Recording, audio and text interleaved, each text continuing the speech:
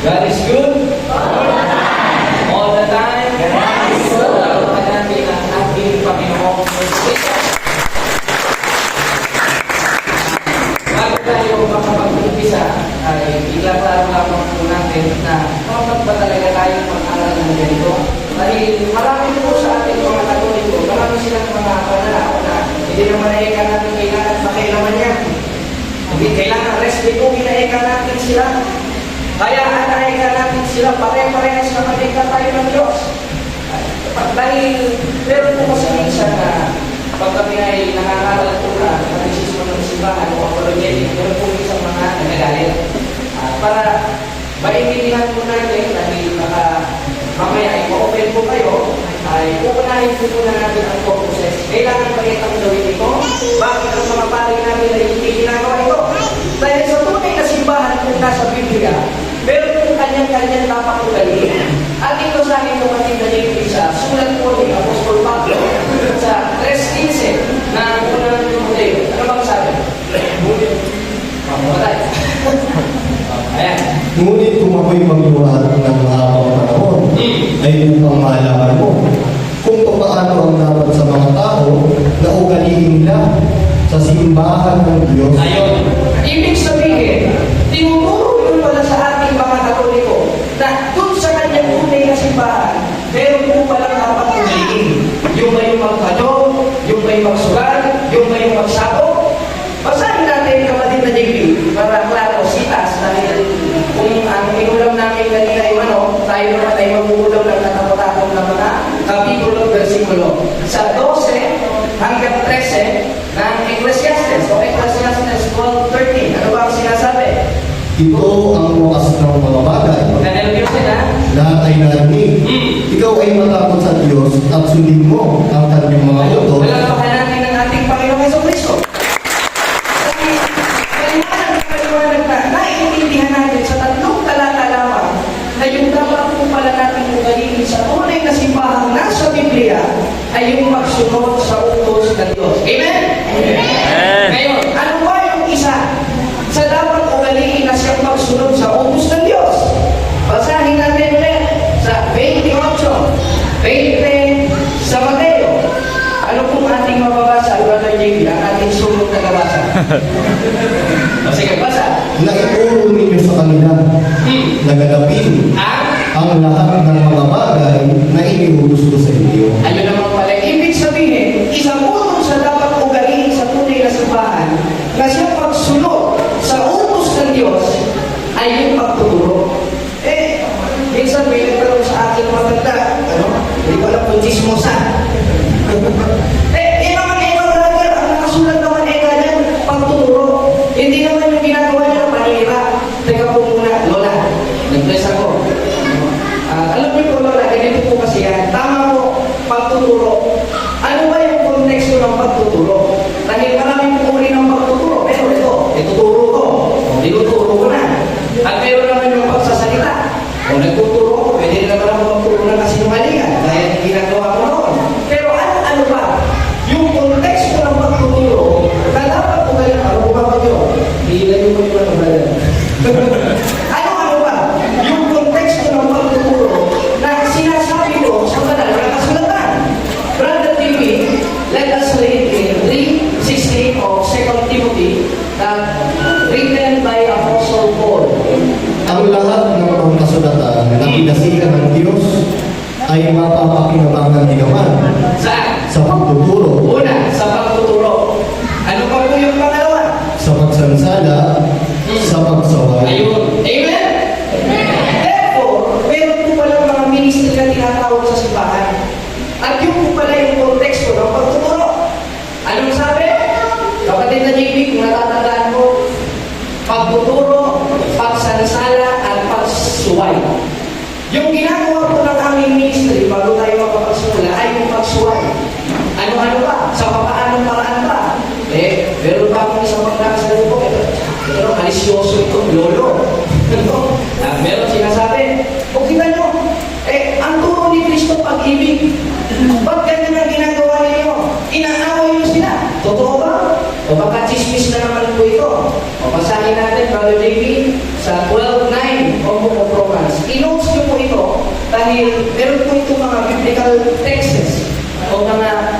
biblical references. Hindi po natin self-opinion to. Hindi po self-interpretation ito ng simbahan. Amen? Basahin natin, Brother James, sa 12:9 of Romans. Pag-ibig ba? Ang pag-ibig ay walang pagpapaibabaw. Kapuotan ninyo ang masama at makisanib kayo sa mabuti. Yun naman pala. Amen? Gising pa kayo? Gising pa? Ayun. Therefore, yung konteksto po pala ng pag-ibig, Lolo, yung nagaling ka sa masama. Halimbawa, nagkataon ako ay nanuntok noon ng isang tombol nung ako'y masagulero pa.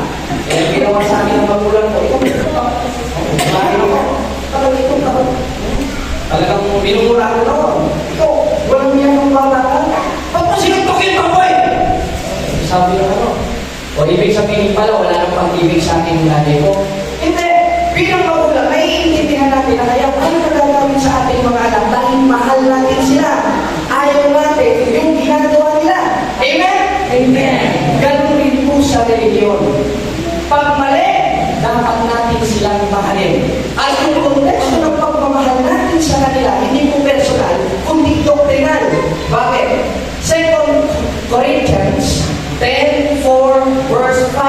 Ano po ba ating mababasa? Personal ba? Sutuhan ba? Basahin natin.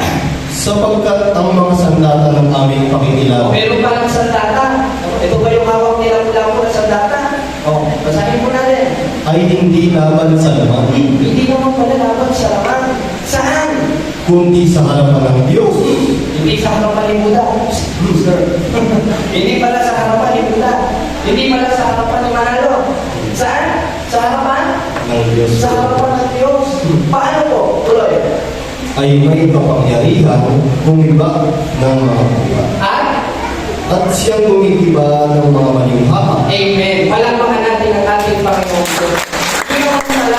Yung pag-iba sa mga maling muta. Hindi yung muta ng mister mo, mga liwa. Kundi, muta ng mga mula ang mga ngaral na nanliligaw na gaya ng pinasa kong verso sa 4:17 of Galatians na magmamalasakit sa hindi mabuting akala. Let us read in King James Version para malinaw, Brother Baby. Ang 4:17 of Book of Galatians. Pwede nyo pong ilista ito para pag may nagtanong sa inyo na ba't yung ginagawa yan? Meron tayong pagbato sa kanila. Pwede nyo ipaprint, pagpaprint nyo, ilagay nyo sa bato at ipukpok nyo. Ito lang. Huwag nyo ipukpok at basahin nyo na. Ano ba ating mababasa, Brother Baby? They seriously affect you, but not well. Yet, they would exclude you that you might affect them. Diba? Yun ang sinasabi. Hindi mo naiintindihan. Nalubi na lang natin. Ano sabi? Meron palang magmamalasakit sa inyo hindi sa mabuting akala.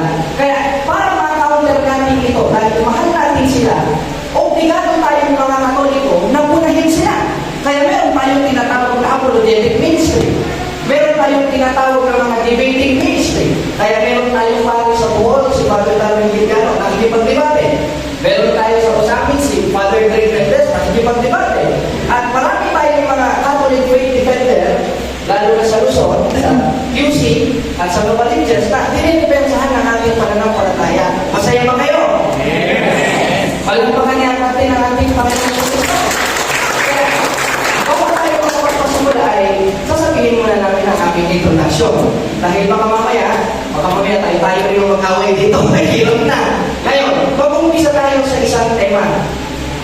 Ang ating tema ay isa sa mga ipinoprot ng mga iglesia ni Cristo na may tuso. Dahil marami nagkikay ng Church of Christ. Merong Church of Christ 3080. Merong Church of Christ Pentecostal Missionary. Kay Apostol Arsenio Pedro. Basta Tagalog yun. At meron pa, ang dami ng Church of Christ. Kay Joel Villanueva. Jesus is Lord naman. Napakadami. Halos lahat sila pinangalanan sa pangalan ni Cristo. Bakit? Dahil may papalako sa kanila ang ating Panginoon Yesu Cristo. Alam mo na yan. O kalulit ba sa kwento? Hindi mo alam yan. Anong magbabasa kasi? Sapagkat may magsisitaw na mga bulaang Kristo at mga bulaang propeta na mga papakita ng mga dakilang tanda. Pero palang ilitaw ng mga bulaang Kristo, false Christ, sa papaanong paraan? Sa 24 verse 5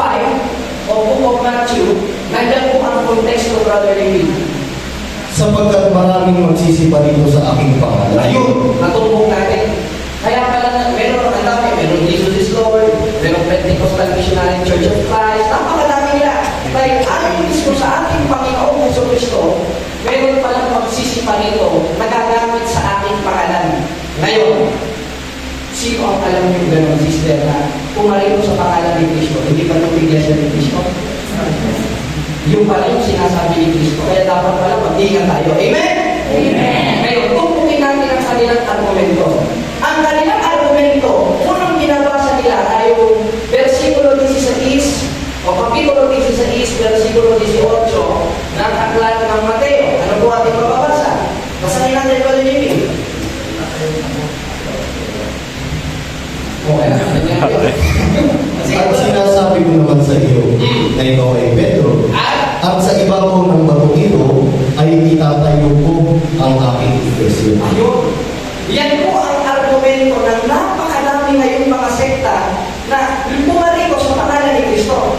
Especially yung iglesia po ni Kristo. Amen? Amen. Bakit?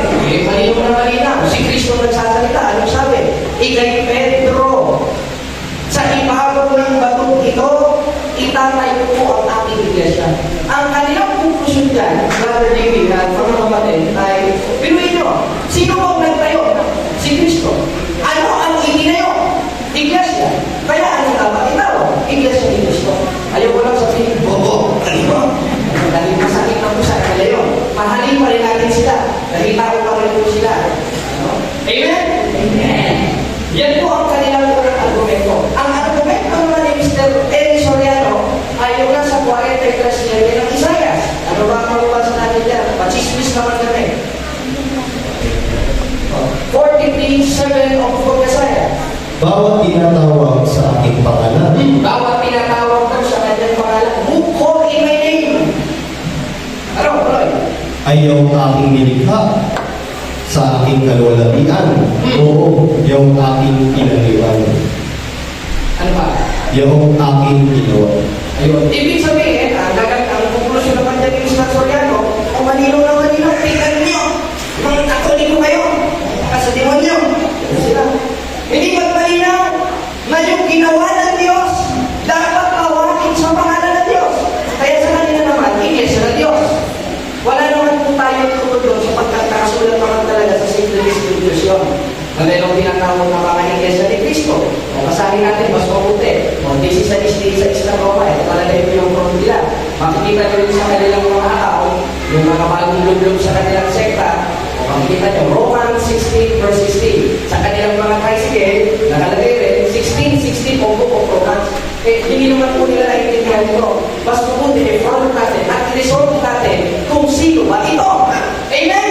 Amen. O ngayon, basahin natin, Brother Jimmy, ang 16:16 o Book of Romans. Mga kapatian kayo ng panalangin, binabati kayo ng mga iglesia ni Cristo. Yun naman pala. Paano yan natin madirepend sa mga katoliko? Kung sakaling makakita tayo ng kanilang mga miyembro, basahan tayo ng talat. Malino naman talaga sinasabi sa Biblia na, o ito, mabatihan kayo ng banal na hatid, binabati kayo ng mga iglesia ni Kristo. O ngayon, ang tanong nila, ay kung nakalagay, iglesia ng katoliko o iglesia ni Kristo? Sabi paano yan? Kaya i-resolve natin ngayon para nang sa ganun ay masagot natin sila na may kababahang loob at mayroong pag-ibig nang sa ganun ay mabalik sila sa simbahang katoliko, balakpakan natin ang ating Panginoon. Ngayon, pag-umpisa tayo. Isa pang talata, Brother David. Sa 20:28 o Book of Acts, paborito ito ni Mr. Soriano. Bukod sa mga lalaki niya, na kanyang paborito, tatlo yan, hindi ko na lang paborito, makasuhan tayo. Ano? Tatlo yan. Unahin natin yung 20:28 o Book of Acts. Yan po yung mga ginagamit nilang verses. Ano ba? Sige, machismis kami. Ingatan ninyo ang inyong sarili at ang buong bawat na sa kanil ginawa kayo ng Espiritu Santo na mga obispo upang pakanin ninyo ang iglesia ng Diyos. Iglesia naman ng Diyos. Kaya ang doktrina ng dalawa na ito, MCGI at Iglesia ni Cristo, kailangan mabasa sa Biblia, totoo na. Kung mabasa ka na, totoo na, paano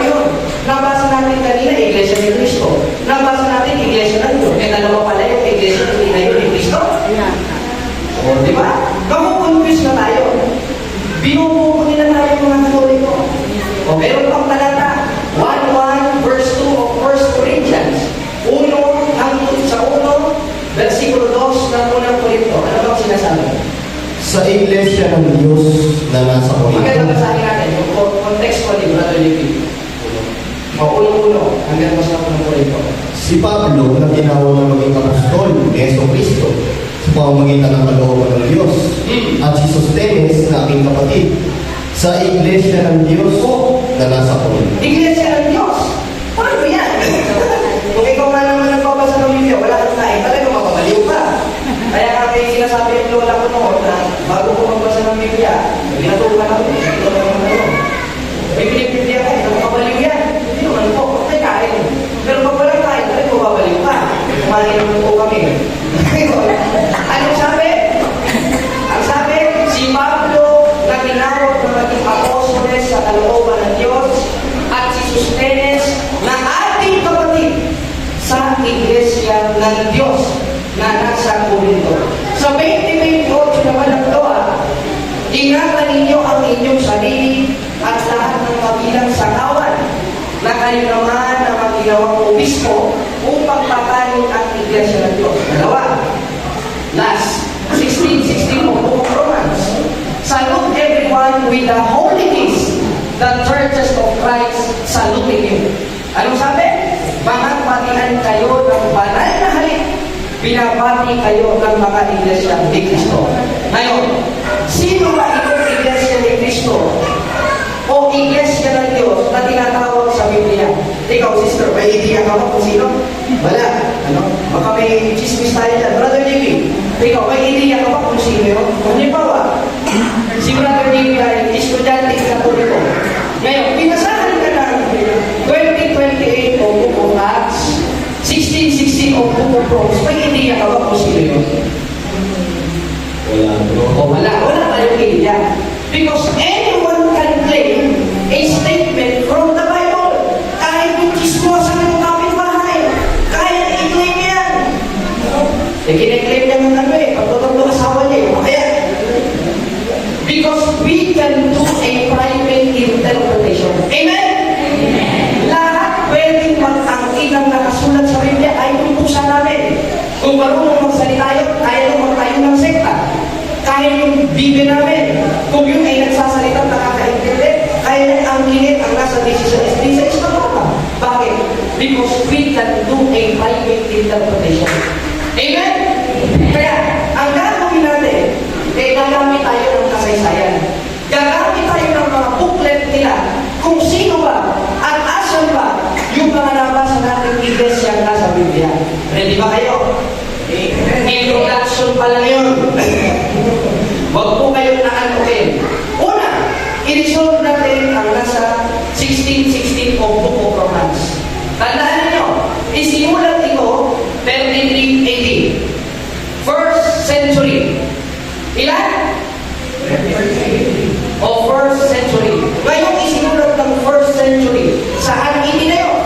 Maganda, pasagutin natin ang Iglesia ni Cristo. Hindi tayo. Basahin natin sa kanilang pasuko. Pasuko po nila yung binibigay nila sa ating mga pare. Nagsasabi nila, aali daw. O anong sabi? Nasaan ba? O baka may chismis tayo yan. O dito sa, ayan, sa May 1954, sa page 9 ng kanilang pasuko, ano bang atong mabasa? Yeah. Alin ang tunay na iglesia? So, may question mark. Merong tanong. Ayon sa kanilang doktrina, alin ang tunay na iglesia? Nasaan? Ang iglesia itinayo ni Cristo sa Jerusalem. Ayun! Sa Jerusalem pala.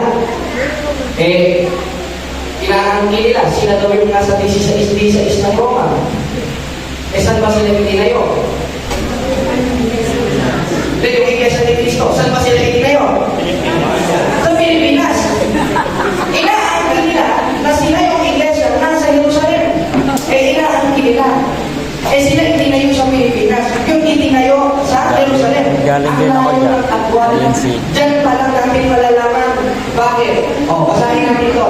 Dito sa isang pang-aklat kasaysayan, nalagpasan mo, dito, sa New International Dictionary. Ayan. Maganda. Hindi opinion ito eh.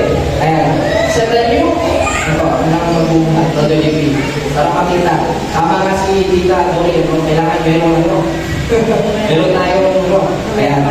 Dito sa New International Dictionary of Christian Churches, copyright 1978, sa page 776, ang Pilipinas ay gumawa ng sarili nitong mga kulto. Kulto pala, nakatakot pala ito. Ano? Tuloy natin. Higit sa lahat, ang Iglesia ni Cristo. Opo. O Church of Christ na itinatag noong 1914 ni Felix Manalo na nag-aaki ng Pilipino. Saan itinayo? Pilipinas. Nasaan daw ang tunay ayon sa kanilang pasugo? Sa Jerusalem. Eh di sila na mismo ang pumunta contextually at umamin na hindi sila yung nasa 16 ng Roma. Amen? Amen! Ngayon, hindi sila. Sino? Pasagutin ulit natin ang kanilang pasugo. Sila sasagot, hindi tayo. Anong sabi sa 1988 ng kanilang pasugo? Sa 1988, sa page 9, ano bang ating mababasa dyan, Brother JB? Baka naman may bagong chismis tayo dyan. Sige.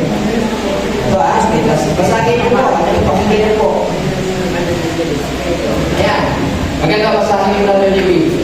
Dito po sa Pasugo, July hanggang August 1988, page 6.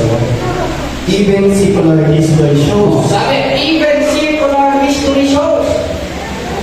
Tuloy. There is training between the Catholic Church and the Apostle, leading to a conclusion that the true Church of Christ is the Catholic Yun Church. naman pala eh.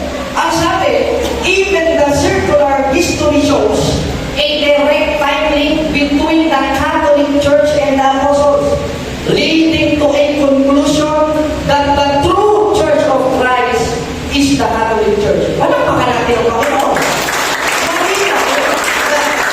Sinasabi sa kanilang palababasahin na hindi sila ang nasa 16 ng Roma. Amen? Amen. Sapagkat saan itinayo? Sa Jerusalem.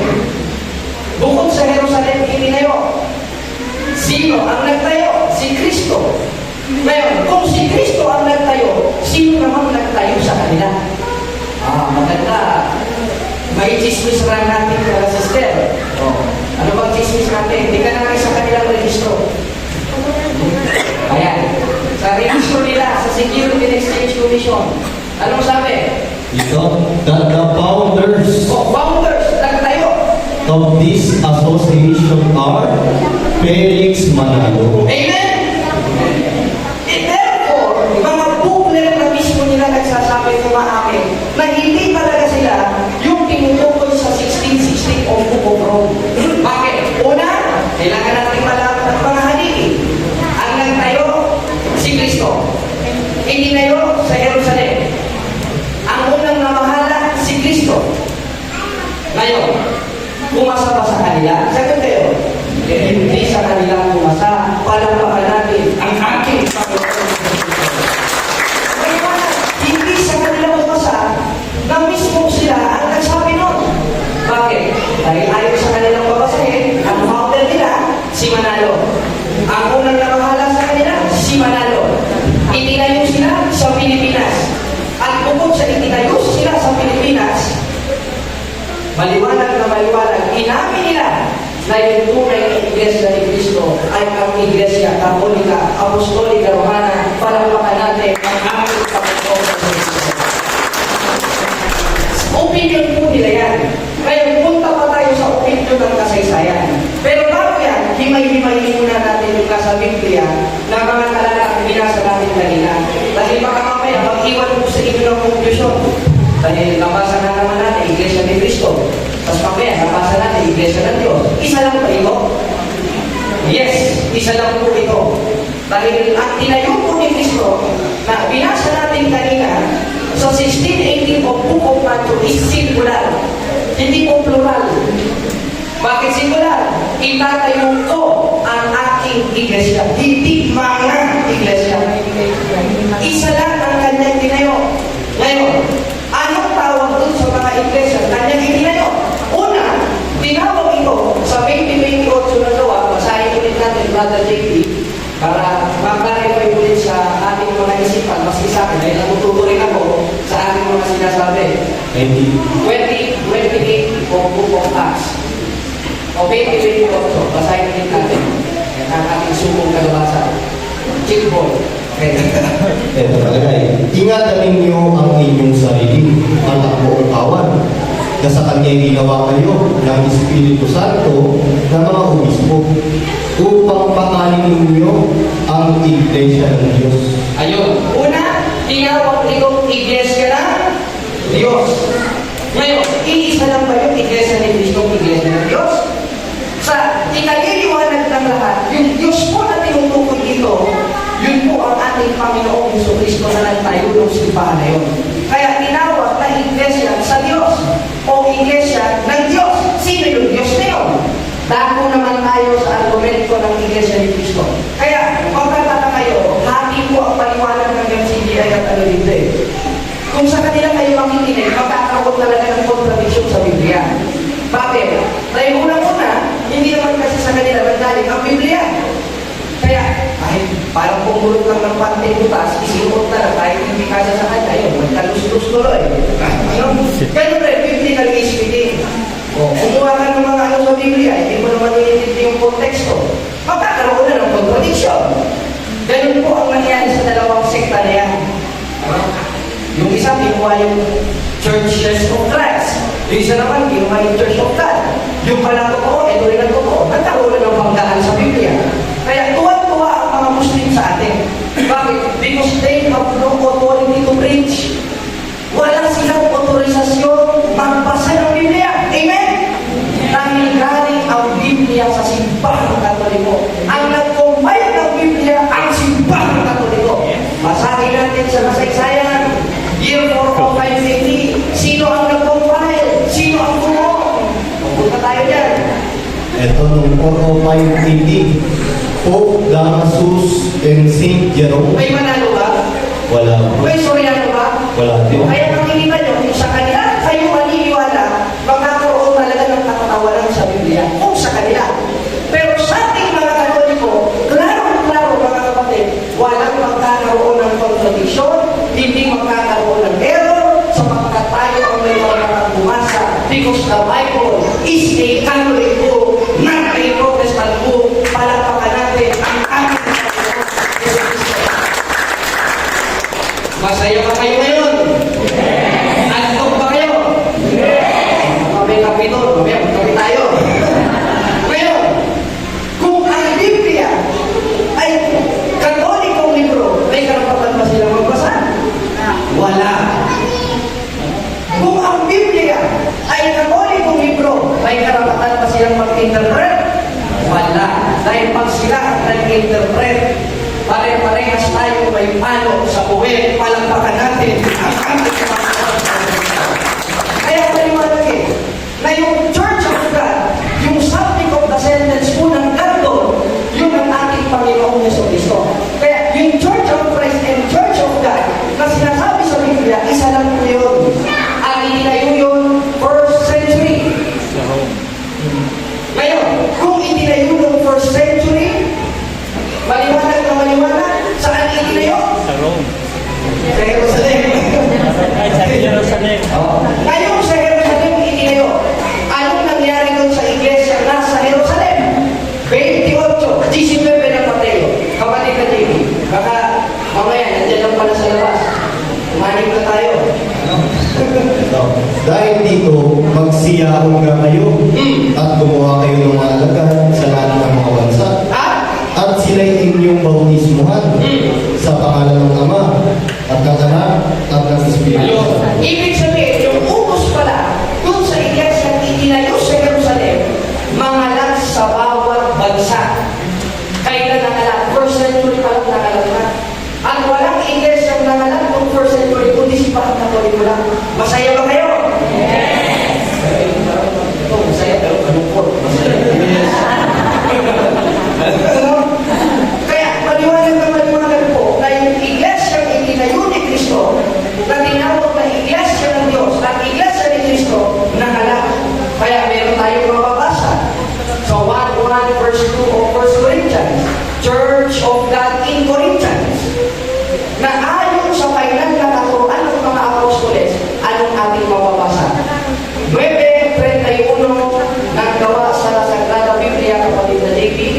para madali natin maunawaan ano po ba yun at sino ba yun. Dito sa Spanish Bible, 9:31, Las Iglesia Católica Apostolica Romana. O Iglesia Katolika Apostolica Romana pala, yung simbahang nanganak ng first century na tinawag na Iglesia ni Cristo at Iglesia ng Diyos. Amen? Di panampakan natin si Lord. Mali ko pala, yung Church of Christ and Church of God, pagkatapos pala manganak, ayon sa final na katuruan ng mga apostoles, tinawag pala sa 9:31 of Book of Acts na Iglesia Katolika Apostolica Romana. Amen? O, kaya malinaw na malinaw na wala nang confusion sa atin kung pwede na natin i-chismis dito sa lahat. Ay, di ba na ubos? I-chismis dito sa lahat. Chismis ba? Ituro ba yan sa lahat ng bansa? Kaya, kung napakita natin ito, meron na tayong pag-counter sa kanila. Wala nang gulo sa ating utak na sino ba itong Iglesia ni Cristo na ito? Sino ba itong Iglesia ng Diyos? Baka yung kapit-pakit namin na sa ito. Hindi pa yan. Ayon para sa final na naturuan ng mga apostoles, yung po pala ay tinawag na Iglesia Katolika Apostolica Romana kasi namang sinasagpayunan ng ating katisismo. Basta tayo ng Catechism of the Catholic Church 8:11. Ito po doktrina po ng ating simbahan ito para mawala na talaga ang confusion sa ating mga. Medyo ba? Ayan, anong basa kapatid na David? Dito sa CCC 8:11, this is the soul, Church of Christ, which in the faith we profess to be one, holy, Catholic, and Apostolic. O, malinaw, this is the soul that the Church of Christ, which in the creed we profess to be one, holy, Catholic, and Apostolic Church. Malinaw, palampakan natin ang ating simbahan. Dito yung first century pa lang na unawaan na natin ito. E ba't hindi natin alam? Bakit? Dahil ang inuuna natin, chismis. Ang inuuna natin, sabon. Ang inuuna natin, daldalin yung kapit-bakit ng natin abroad. Sa mga kabataan naman, ang inuuna, TikTok. Ang inuuna, etc. Kaya kung inalang, nandito tayo sa Open for Christ na unawaan natin ang doktrina ng ating Panginoon na Kristo. Ngayon, punta naman tayo sa kasaysayan. Kung yung iglesia na yun, sa Biblia na tinawag na Iglesia ni Cristo, Iglesia ng Diyos, ay yung pala ang Iglesia Katolika. Ulitin ko ang tanong, saan hindi na yun? Sa Jerusalem. Para maklaro, kumuha tayo ng mga chismoso dito sa mga motor ng aklat ng mga nagsusuri para mapapakalan pa ang ating sinabi. Kasi baka mamaya self-interpretation. Baka mamaya focus. E di kumuha tayo ng mga historians mismo na mga matatalino pa sa atin. So baka ako, drop out ako eh. Di kumuha tayo ng guro. Oh. Dito po sa kasaysayan, sa The New Book of Knowledge Encyclopedia, Volume 16, page 287, ano ba ating mababasa? Tuloy. Roman Catholic Church. The history of the Catholic Church began in Upper Rome in Jerusalem. Almost 2,000 years ago, about 120 persons were gathering there. The church described to be the society that Jesus Christ founded. Amen?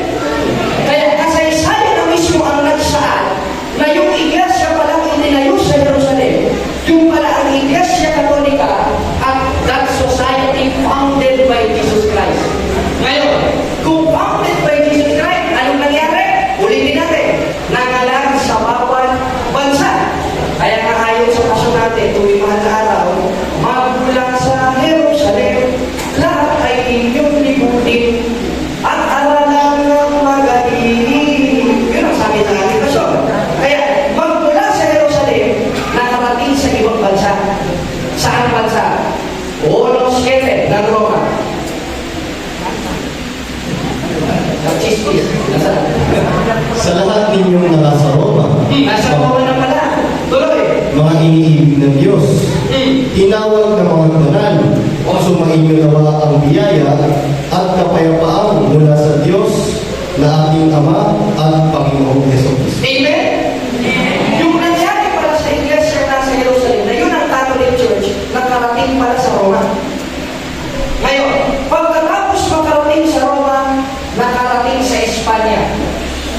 Ngayon, anong nangyari doon sa iglesia na sa Espanya na siyang gikan sa Jerusalem o galing sa Jerusalem?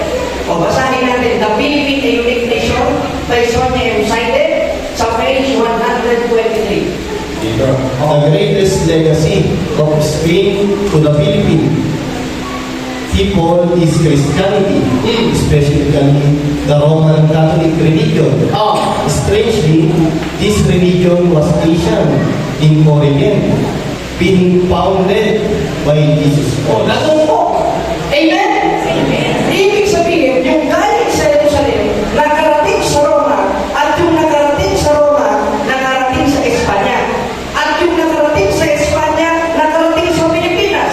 Ngayon pala ay simbahang Katoliko at ang nagtayo ang ating Panginoong Jesucristo na ayon sa ating katekismo, yun ang tunay na Iglesia ni Cristo at Iglesia ng Diyos. Palakpakan natin ang ating Panginoon. At yan po ang pangalawa na nakapagbigay liwanag sa akin kaya ako naibalik sa simbahang Katoliko. Ngayon dating Iglesia na kinasusuklaman ko, sinasabi kong wala sa Biblia, nasa Biblia pala, at hindi lang sa Biblia, kundi nasa kasaysayan pa. Kaya ang pangako ko sa Diyos, hanggat ako'y may dina, ito ay isasampit ko, nang isasampit sa lahat ng mga tao upang maunawaan nila. Kaya awa tulong ng Diyos, nauna po ang ating conversion. At una, ito si kapatid na Jimmy, ipakilala natin ang chick boy na ito. Ayan. Sa po ay lang yung sikinay. Ikwento mo ang iyong istorya, kapatid na Jimmy. Ayan, ako po si kapatid na JP Garobo. Ako po'y naitanong INC o ano, naitalaga. Kaya lang po ako po'y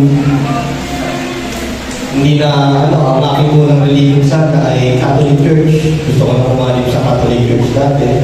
Kaya lang, sabi ng magulang ko dahil sila INC rin, mga andun nga ako, may bayad daw yung media. Dito na lang ikaw, walang bayad sa INC. Kaya inoktrinahan ako doon ng 25 days. Kumanga naman ako sa ministro kasi puro talata yung nilalabas. Kaya nga, nababasa kanina sa 16-18 ng Mateo, nagtatag si Cristo ng simbahan. At sa mga 16 daw, yun ay Iglesia ni Cristo. At di daw Katoliko. At tinaniman nila ako na ayun silang eka ang naliligtas. Sa labas ng Iglesia, ano na, impiyang na lahat yan. Kaya naging timidya naman po nila ako. Pinaglaban ko yung pananampalataya nila sa TikTok. Sabi ko sabi ko naman sa mga tao, punta kayo sa INC, pagpunta kayo kasi may impiyang kayo dyan. At pinaglaban ko rin na si Kristo'y tao lang at hindi Diyos. At yun naman ay naunawaan ko na kakontra ng Biblia. At ang binabasa naman nila dyan, yung mga kapatid, yung nasa 8:40 babasa yung ministro. Dalawang pinagsisikapan yung patay. Na tao, yung magbasa, na tao, kaya si Kristo tao na, hindi na Diyos na. Na tao na nagsasaysay sa inyo ng pagkakulang. At ano ko yun, naunawaan ko yun, na si Kristo pala hindi na tao, kundi Diyos din. Nung nalipat ako sa MCGI dahil may isang mga mangaral. Tagalingan ako kay Soriano. Kung kilala niyo yun, si Mr. Soriano. Kaya doon ako natuto ng mga talata na isa puso ko. Kaya na lumaalim na ako sa kanila. Nagpaloktrina din ako doon. Sinabi ko sa mga magulang ko, nung pagkasabi ko sa mga magulang ko, galit na galit. Yan kasi Soriano, ano yan, patigyan, alit yan. Ano yan, malakas sumatake yan sa simbahan, sa iglesia. Ano yan, pagka sumama ka niya, lumayas ka sa bahay. Ang ginawa ko naman po, pinatuloy naman po ko dun sa lokal ng NCGI. napilitan ako na umalis sa bahay. Dahil may nakapagsabi sa akin sa Biblia daw, sa Mateo, ang talataya ba? Ang nagmamahal ng higit kay sa akin, sabi ng Diyos, ay hindi dapat sa akin. Ano? Ang nagmamahal ng higit kay sa akin sa kanyang magulang, ay hindi dapat sa akin. Kaya umalis ako sa bahay. Ayun lang ha. Nakilala ko ng si Prodia sa MCG ay nagpatuloy kami. Dahil nga iba na yung at iba kayo na mamamahala na doon sa MCG ay si Daniel Rason na realist ko din na parang mali na ito inaalimang konsepta. Yung doktrina lang pala ko galing. So yan ako kasi yung nagdoktrina. Tapos pagka nakaalim na si Daniel Rason na. Na-realize ko naman dito kay Daniel Rason, bawal na yung debate sa kanila. Ano na lang daw, di ba? Pwede naman daw yung debate kung hindi ka na magsasalita, wala nang sabihin. Debate kayo, bigaya kayo ng lugaw. Kasi doon sa MCTI, ano lang, puro rulers, hindi kasama debate. Ayun nga, hanggang sa si Bro Jared, nakadebate niya si Bro Paul, sa temang Mother of God, kapag kanina, doon ako naliwanagan mga kapatid na talagang si Santa Maria ay ina ng Diyos. Dahil kung hindi ina ng Diyos si Santa Maria, si Jesus Diyos. Kaya pag maliwanag, si Santa Maria ay ina ng Diyos. Ayun, at ako'y nagpapatuloy sa simbahan hanggang kamatayan ng kapatid. Ayun po ang story ko. Salamat po, kapatid. Isunod muna natin, tapos kasi ko, kaya namahinga muna. Meron tayo po sa bahay, ewan ko, kulang pa ako sa ligo, ano eh. Meron na ako. At isunod naman natin ang ating pangormado. Ang ating isa pang kapatid na naliwanagan din buwan ng ating ministry, si kapatid na Herbie Salueta, ang ating magiging chick boy rin. Yung wife. Ikwento mo naman ang iyong maiging conversion story, Brother Herbie. Balik ba? Kasi panapalan natin si Brother Herbie.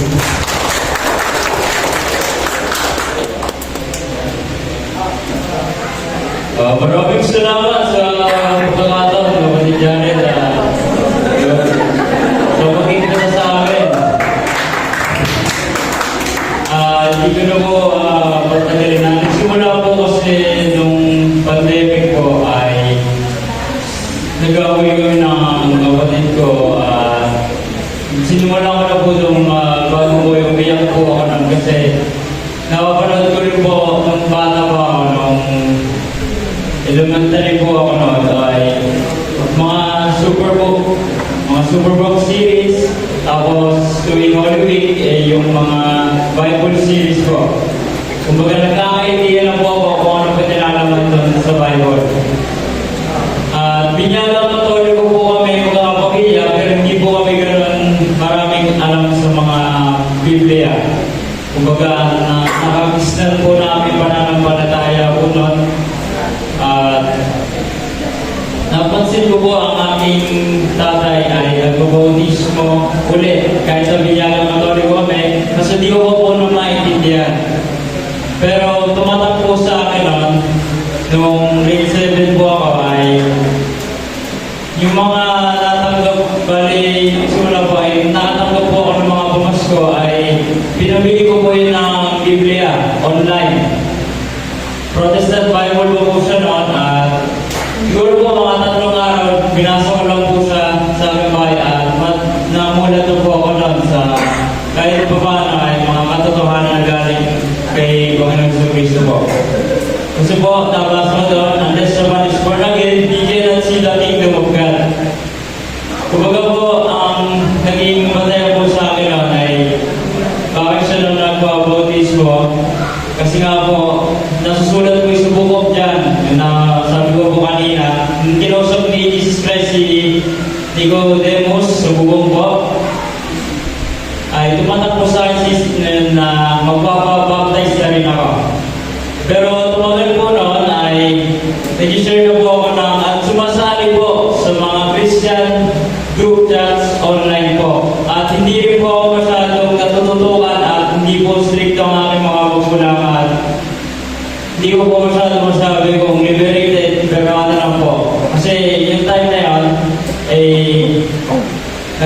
naging mahirap po. Napansin ko, naging mahirap yung buhay nung ako'y naging Kristiyano. Kasi nung naging seryoso po ako, mas lalo dumami yung mga tukso sa akin. Kumbaga, nanood po ako ng mga adult content at kahit na gano'n, naghihirap na napansin ko na gano'n ay yung nagsisi po ako kay Jesus Christ noon sa buong puso ko at yung mga nabasa ko sa Bible na puno ko po yun, pero po nilalagay ko po sa notebook. Pero nung lumaki na po ako, hindi ko po na napapansin nung bata pa ako ay kung ano na naman ang mga congregation yung mga nasasalihan ko. Born Again, Baptist, SDA, mga Sabatista po. Pero natin, kumbaga kinukuha na po din yung mga knowledge, yung mga wisdom. Kasi po, gusto ko na magbabuhay bagong tao at yung pinagawa yung sinama ng kapatid ko po no, tungkol po sa Mobile Legends at hindi po ako na-satisfy na ibang account yung gagamitin. Hirapan po kasi kami ng cellphone noon at ibang account kasi pero mga account doon sa isang email, pag natalo mo, bababaga yung account. Kung napansin ko doon na hindi na worth it yung ilalagay ko sa sarili ko sa mga makamundong bagay na masaya, lalo na contemporary lang siya. Kumbaga doon ako parang namulat yung filosofiya ko po. Kahit na sumurang edad ay naging kasangkapan para nandito ako ngayon. Bali, nangyari po noon, napuno ko po yung devotional note ko. Tinuturo ko sa sabi din may method po sa pagbabasa ng Biblia. Na kung tawagin ay SOAP method. Yung S po ng scripture, yung O, observation, yung letter A, application, at yung B, prayer. Susundan ko po sa noon at sinishare ko na rin po sa online, sa aking Facebook. Kumbaga, pagpatagal noon, nanonood na rin po ako ng mga godly content, mga Christian influencer. Kumbaga, nag-build up na yung kalaman ko po noon. Hanggang sa pagtunto ko ng first year high school sa San Pedro po, ako po ay nag-aaral sa private paaralan. Yun po ay Catholic school. At hindi ko na naman pinag-aral na anak ko po. Kasi habang po ng patagal, nagbabasa ako sa 4:24 ng 1 na ito sa Espiritu dapat isabay sa katotohanan. Kumbaga ito sa Espiritu, tinupod din natin yung mga rekulto, imahe. Kumbaga wala na pong size na yun para mag-bow down, mag-pray. Kasi pinagutos ng Diyos sa puutos na huwag kang gagawa ng larawan at huwag kang makarin mo Diyos maliban sa akin. Kumbaga, tawagan po yun, nag-share po ako ng mga gospel online at nagkakaroon po ako ng mga ibang, nag-exchange value na po ako sa ibang mga Christian din at may nakakamit na rin ako ng mga iba't ibang congregation kasi di ko po naiintindihan natatid din nung pagka-moving out ko po ng high school ay nagsimula po nung bakasyon ay may pumunta ang mga saksi ni Jehovah. Nag-take po ako ng doktrina nila at meron pa pinadalog sa akin sa cellphone na app kung tawagin ay library. May sarili silang sali ng Biblia.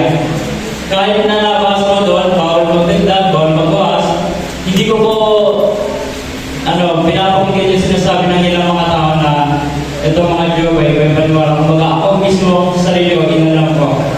At hindi ko po kalayan, nagugulo ang isip ko kasi marami po ako napasukan at in-observe, pero hindi po ako sumabas sa ibang Nangyari po, may inibitahan akong kaibigan na pumunta kami doon sa Kingdom Hall nila, in-observe ko, pinansin ko kung paano sila manalangin at sumabas sa Panginoon. At napansin ko po na iba yung pangalan na Jehovah po at nung pagkatapos ko na, tinanong ko na kasi po hindi ko sila nagtiwala sa doktrina ng mga Katoliko na tawagin ay Holy Trinity.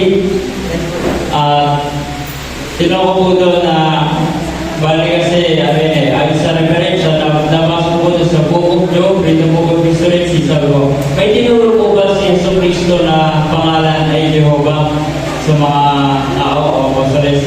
Sinagot niyo po noon, wala. At yung Holy Spirit ay force, ang nangyari ko noon, nagduda na ako, umalis na po ako noon.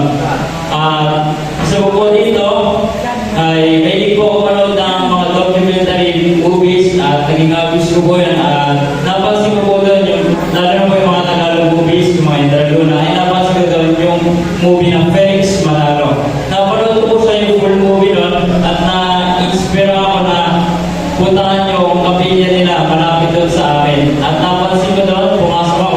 magkaiwalay yung upo ng babae at lalaki, which is maganda at iba yung mga ano nila. Nagbantay ko ng doktrina at tapos ko doon, tinuturo nila sa Yesu Cristo ay tao. At sumunod na may kaibigan ako nakilala nung elementary ay para malaman yung pananampalataya nila mga Mormons ay nangyari po. Katulad na sa Europa, nagpatay ko ng doktrina at tinuturo naman daw nila na tayo magiging Diyos. Pag tayo namatay kahit na tinuturo na o hindi tinuturo ng simbahan. At sumunod po nun, Mormons ay nung grade 11 ako, nagugulo na po ako nun. Kasi po, ibig sa gumawa ko ng mga assignment ay nag-uusap ako sa iba't ibang congregation. Tumatak na isip ko doon na ano naman talaga yung gusto kong sa buhay. Yung naalala ko doon, yung baptismo ng aking tatay ay sinimulan ko, dinala niya ako at magulubot ako sa baptist sa Church of Christ. Dinala niya ako sa baptist kasi meron po siya ng pamphlet na dala-dala at meron doon pastor na nagtuturo sa amin nung pandemic, nung bata ako, naalala ko nun. Kasi sabi ko, doon na lang, pero nang kinabukasan, may napansin ako mga born again na malalapit na nagpabautismo na sumusunod din kay Yesu Cristo na relationship with God ay sapat na. Doon po, tumagal po ako doon na sumamba kahit na nagsisimba ako sa aking pananampalataya ng Kristan, yung Iglesia Katolika, ay yung ako natagal po noon ay napansin ko po sa kapatid Jared Mendoza sa TikTok kasi doon po ako nag-share ng mga gospel online at napansin ko na naipag-activate siya at doon sa isang Christian group chat ay napansin ko kasali rin siya at doon pa natinig yung opportunity na makapagkita sa kanya na kinakatikais na ako at marami akong hindi natutunan lalo na yung sa larawan ay pinag-uutos ng Panginoon promotor na lalo na kay Solomon na tinaraw ko na nila na uumit ng larawan at yung mga rosary po ay nasa Bible at yung purgatorio na nasa Spanish Bible. Kumbaga marami po sobrang dami ko na pasukan ay pinatingin ako ng magulang ko sa psychiatrist at hindi ko na po na nakayanan na kahit yung sa school ko nakapekto, tinanggap ko na rin po na drop-out ako na, pero hindi ko rin po akalain na kahit na doon ay sinamantala kong nag-inibitahan niya ako sa kanilang seminar sa Kabisayaan o Isus Vlog. 3 araw po na yun, nagagawa ko kay bagong tao at nakasaksin po ako ng debate. Pagkatapos noon, nakasama ko yung mga dati ko napapanood ng mga Catholic faith defenders sa dating pastor, si Brother John Alabado. At sa isa dun sa mga debate doon ay yung ina ng Diyos at yung nag-inspire sa akin na na kahit na paano kayo magtalo ay wala po akong tutulog kasi po tinuro-turo ng simbahan at tinuturo din po sa Bible na hindi dapat talangin at questionin. At pagkatapos po noon ay nakasaksyon debate ay hindi natutunan ng mga protestante, ng mga SDA, Baptist, mga tema ng mga Katoliko defensor. Nakasama ko sila noon sa Nara, Cebu. At hanggang ngayon po, yung talk po namin sa Beckett ay pagsabi ko po na kahit paano ako'y ginabayan ng Panginoon, naging instrumento bilang kabataan, maging ilaw sa tao. At hanggang ngayon po, kahit na nagka-problema, yung sinabi niya na makamag-isa nagdadala na speaker, piniplay yung mga video niya para lang may saguhay Catholic Doctrinal Exposition, ay doon ko na naisipan ng profession of faith sa simbahan at ibalik na talaga at talikuran yung mga sinumba o mga congregation. Kasi nabasa doon sa Book of Matthew, letra por letra, na pati siya kami build my church, that churches yung sabihin, isa lang po talaga ng Panginoon sa Cristo at kinatuparan doon yung 8-8 ng ay kasaysayan ng Iglesia Apostolika Katolika Romana. Hanggang ngayon ay sabi ko, kailangan ko pa ng gabay at gabay na tuturo sa Manila ay paglaban ng katotohanan dahil pagpakatotoo tayo, mas sarap sa tao nagsasabi ng katotohanan. 8:31 ng 1.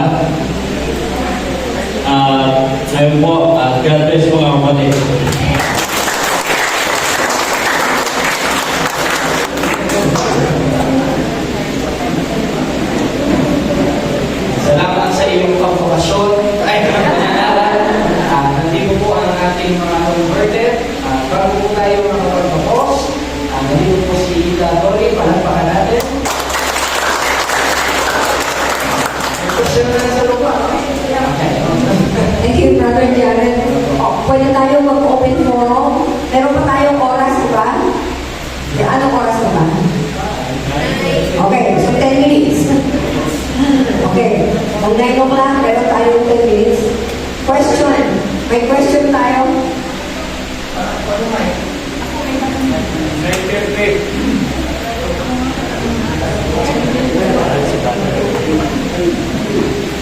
Maraming salamat mga kapatid sa kanilang paligaya. Question ko lang po